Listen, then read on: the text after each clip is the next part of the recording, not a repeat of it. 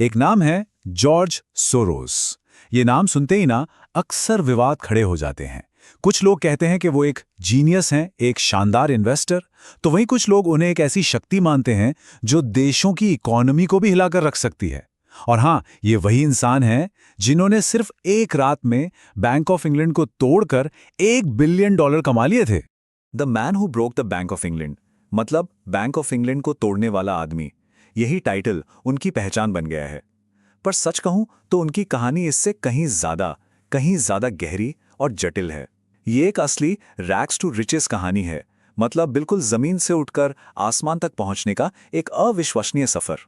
तो चलिए उनकी इस कहानी में और गहराई से उतरते हैं।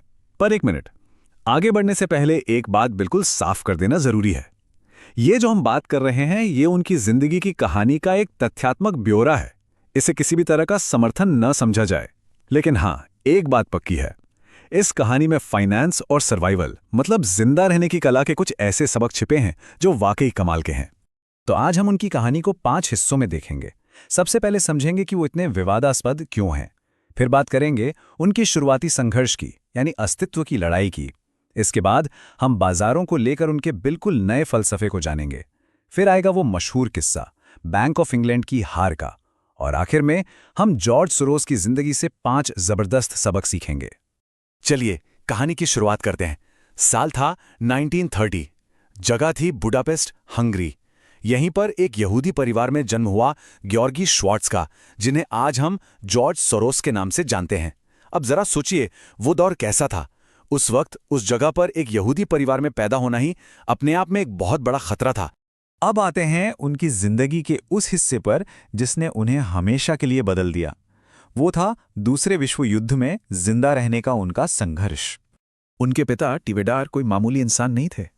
सोचिए, पहले विश्व युद्ध में वो साइबेरिया की एक जेल से भाग निकले थे, जहां से भागना लगभग नामुमकिन माना जाता था। उस अनुभव ने उन्हें जिंदा रहने के वो सबक सिखाए जो किताबों में नहीं मिलते। और यही सबक तब काम आए जब 1944 में नाजियों ने हंगरी पर कब्जा कर लिया। टिवेडार ने खतरे को तुरंत पहचान लिया और अपने पूरे परिवार के लिए नकली ईसाई पहचान पत्र तैयार करवाए। और फिर युद्ध खत्म होने के बाद 1947 में महज 17 साल के जॉर्ज को बिना एक भी पैसे के इंग्लैंड भेज दिया गया। वहां उन्होंने गुजारा करने के लिए रेलवे में कुली और वेटर तक का काम किया। तो यहां जो सबसे बड़ा सबक है वो उनके पिता से मिला। ये सीख सिर्फ जिंदा रहने की नहीं थी, ये थी रिस्क मैनेजमेंट की। मतलब जब सब कुछ अच्छा चल रहा हो तभी आने वाले खतरों को पहचान लो, ताकि जब बुरा वक्त आए तो आप टिक सको। और जानते हैं, बचपन का ये दर्दनाक तजुर्बा ही उनके पूरे करियर की मजबूत नींव बना।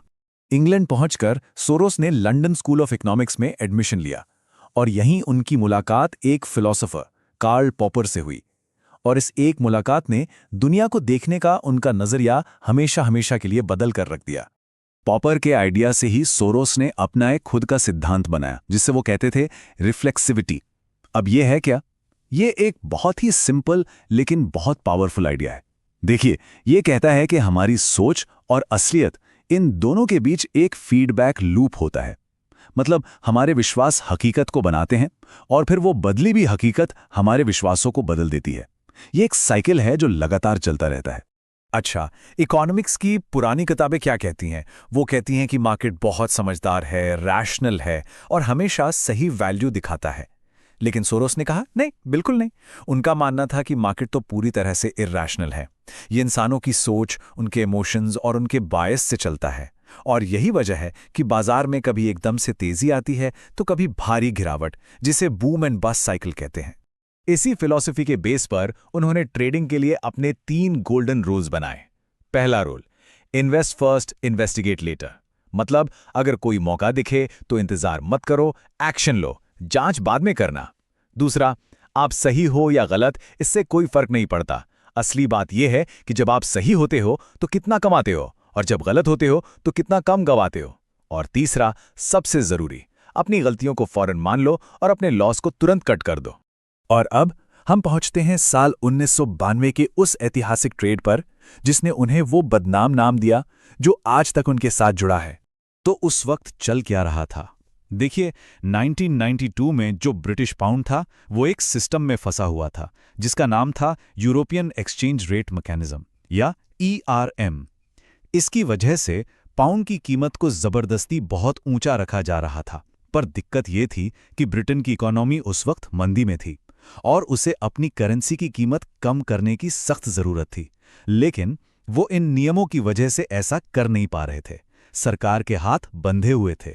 सोरोस ने इस कमजोरी को पकड़ लिया। उन्हें साफ दिख रहा था कि पाउंड गिरेगा ही गिरेगा, और बस उन्होंने एक बहुत ही साहसी दांव खेला। उन्होंने ब्रिटिश पाउंड के खिलाफ पूरे $10 बिलियन की शॉर्ट पोजीशन ले ली। अब इसका सीधा सा मतलब ये था कि अगर पाउंड नीचे गया तो सोरोस को जबरदस्त फायदा होगा। और इसके बाद जो हुआ वो फाइनेंस की दुनिया में एक महायुद्ध जैसा था। एक तरफ थे अकेले जॉर्ज सोरोस जो पाउंड को बेच रहे थे, और दूसरी तरफ थी बैंक ऑफ इंग्लैंड की पूरी ताकत जो अपने देश की करेंसी को बचाने के लिए अरबों खरबों पाउंड खरीद रही थी। तो नतीजा क्या निकला? 16 सितंबर 1992 वो तारीख थी जब ब्रिटिश सरकार ने हार मान ली। पाउंड की कीमत बुरी तरह से क्रैश हो गई और जॉर्ज सोरोस ने सिर्फ एक रात में $1 बिलियन का मुनाफा कमा लिया। जब लोगों ने उन पर ब्रिटिश इकोनॉमी को तबाह करने का इल्जाम लगाया तो सोरोस ने अपना बचाव करते हुए एक बड़ी मशहूर बात कही। उन्होंने कहा, सिस्टम तो पहले से ही टूटा हुआ था, मैंने तो बस उस दरार का फायदा उठाया। मतलब उनका कहना था कि असली गुनहगार वो नहीं बल्कि वो सिस्टम था जिसमें खामियां थीं। इस ट्रेड के बाद तो सोरोस दुनिया भर में एक विलन की तरह देखे जाने लगे। 1997 के एशियन फाइनेंशियल क्राइसिस के लिए भी उन्हें जिम्मेदार ठहराया गया। पर उनकी कहानी चाहे कितनी भी कंट्रोवर्शियल क्यों ना हो, एक बात तो माननी पड़ेगी, ये हमें कुछ बहुत ही गहरे सबक सिखाती है। तो चलिए देखते हैं वो कौन से 5 सबक हैं जो हम सोरोस की जिंदगी से सीख सकते हैं।